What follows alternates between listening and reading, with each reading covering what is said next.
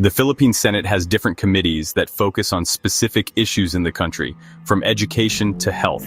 But among all of them, there is one committee that is truly feared and respected, the Senate Blue Ribbon Committee. Officially known as the Committee on Accountability of Public Officers and Investigations, this committee serves as the nation's primary watchdog against corruption and wrongdoing in the government.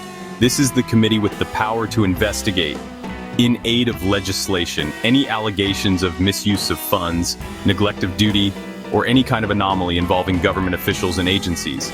This is the Senate's weapon to ensure that those in power are held accountable. The importance of the Blue Ribbon Committee cannot be overstated.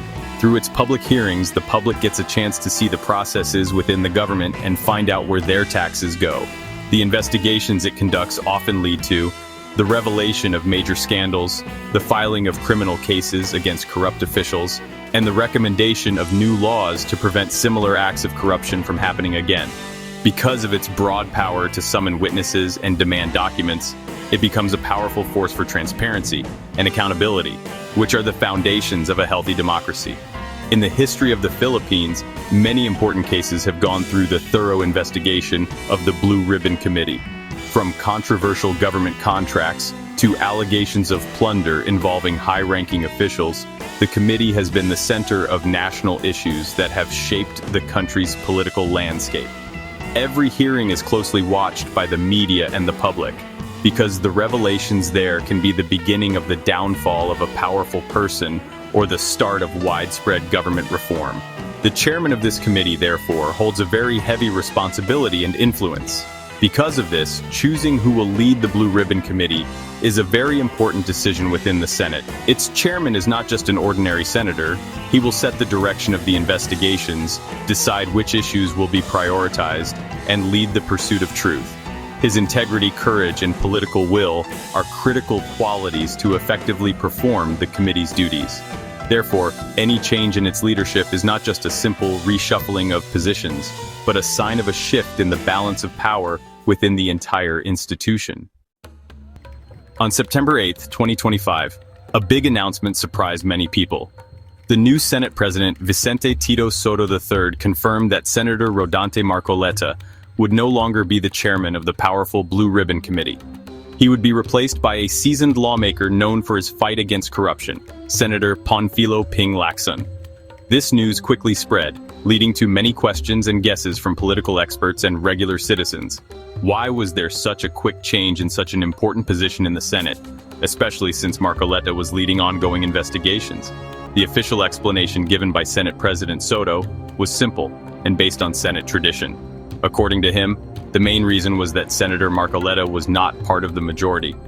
Under the rules and customs of the Senate, the chairmanships of key committees, especially the Blue Ribbon, are usually reserved for senators who belong to the majority group. Because of the change in Senate leadership, where Soto replaced Senator Chiz Escudero as Senate President, there was also a change in who was in the majority.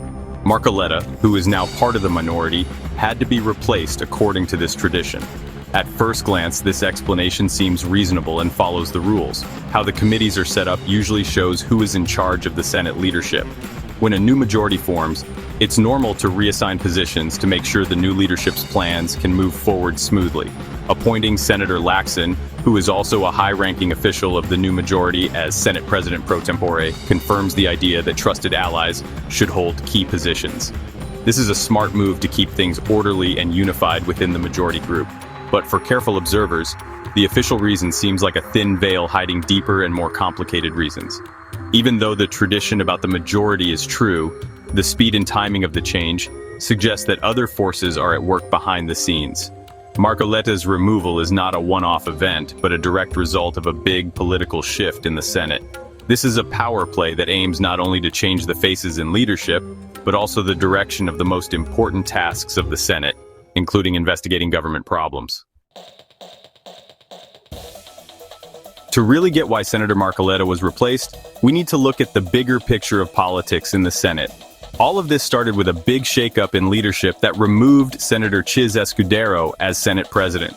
Escudero became Senate President because of a deal where Marcoleta, in exchange for his support, was given the chairmanship of the Blue Ribbon Committee. When the group that put Escudero in power fell apart and a new majority formed under Senate President Soto, all those deals went out the window. The reassignment of committees was a way to reward new friends and take power away from those left in the minority. This move is also seen as a strategy by the Marcos administration to make their power in the legislature stronger. By putting a trusted ally like Senator Lacson in charge of the blue ribbon, the administration can make sure that the committee's investigations won't cause them problems. The blue ribbon, if led by a critic or someone from the opposition, could be used to show problems or corruption that might hurt the administration's image. Controlling this committee is a big step to manage the political story and avoid investigations that could be damaging politically. One of the most important things about this issue is who controls sensitive investigations. Before he was replaced, Marcoleta was starting to lead a big hearing about alleged problems with government flood control projects. This investigation had the power to get some powerful people in trouble. Interestingly, Senator Lacson himself was one of the first people to reveal corruption in these projects. But now that he's the chairman, the question is how he'll handle the investigation, especially if the people involved are connected to current political friends. Changing the chairman can change how an investigation goes, how fast it moves, and what the final result is. Plus, reports came out that some people connected to the old Senate leadership were also linked to contractors being investigated.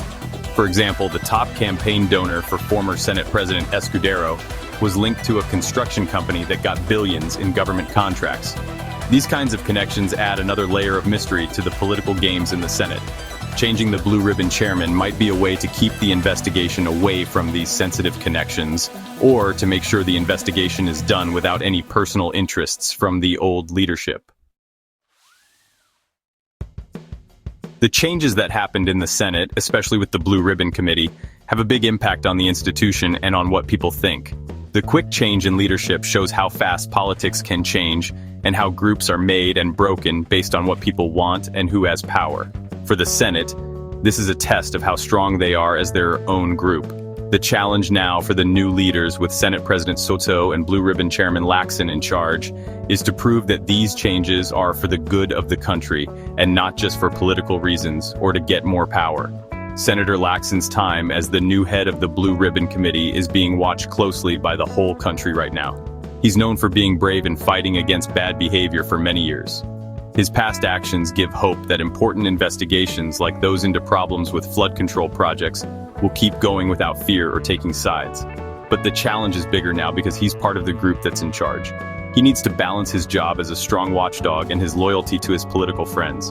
What he does in the next few months will show the real direction of the committee under his leadership. In the end, the story of the Blue Ribbon Committee change reminds us how important it is for the government to be open and responsible. It shows that jobs in the government are not forever, and power can change in a flash. For us citizens, it's important to stay alert and think carefully about what's happening in our government. Our constant watching and asking for accountability from our elected officials is the best way to fight bad behavior and make sure that groups like the Senate Blue Ribbon Committee truly work for the good of the people. The honesty of the Senate and its committees is the base of our democracy. The Blue Ribbon Committee especially should not be used for political tricks or as a prize given to friends. It should stay a special place for finding the truth and holding those who did wrong accountable, no matter what political group they belong to. As we open this new part in the Senate's history, the message remains clear and simple.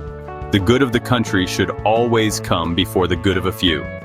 This is the true meaning of serving the public.